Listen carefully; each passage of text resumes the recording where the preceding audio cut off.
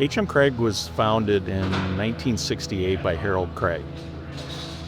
We started in 68, ran the business for 30, 40 years, and then sold to a gentleman named Ben Platter. When he was ready for an exit strategy to retire, he wanted to take care of the employees, so he sold it back to the company as an ESOP, employee owned. There's not very many of them in the country, and we just feel, even just by default, being an ESOP kind of makes our culture a little bit different. Everybody in the company is an owner. I'm an owner, Joe's an owner, Jane's an owner. Everybody shares in that success. But we went from Harold starting the business and the legacy with his name still on the building to 170 employee owners today.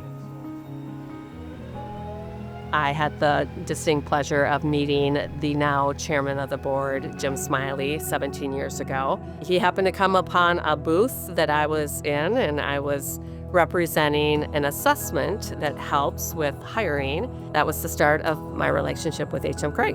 HM Cragg has grown over the last 10 years, 15 years, from 30 people to about 170. Our revenues have gone up 4x in that time period, and there is no chance we would have done that without Strategic Talent Partners' help in getting all the people to be able to deliver that, because you don't deliver that kind of revenue with 30 people. A lot of the challenges that we faced were kind of first-time challenges. You can get behind in terms of your talent. So the company can grow at a rapid pace, and a lot of times we're trying to play catch up with the talent. You need to be continually looking forward. You know, if you're a $10 million company today and you want to be a $20 million company, you have to start thinking about your talent in terms of what does it take to run the $20 million company. HM Cragg is going through, our 10-year strategic plans. We're building people plans, financial projections, business plans.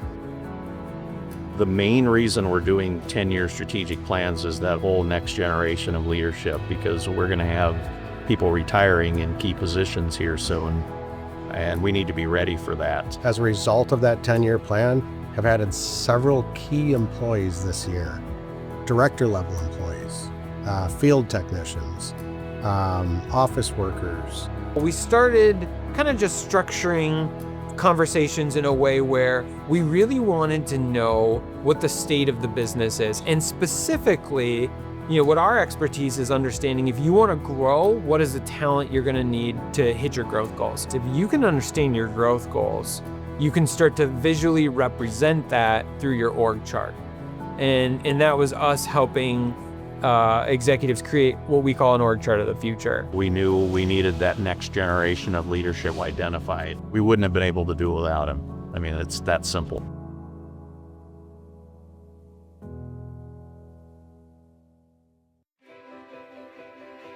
We've been able to watch people who had strengths and passions and interests grow in a career that they didn't even know was possible.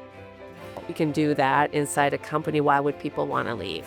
They're not just service providers. I mean, we know a lot of them personally. They know us. They join a lot of our engagement activities. They come over for potlucks. They participate in some of our holiday traditions, and they're just partners with us. The single most important asset we have is the people. And they have always, always, always told us that, kept us that way, and helped us deliver on that promise. We're in a high growth mode, and we're adding a lot of new roles.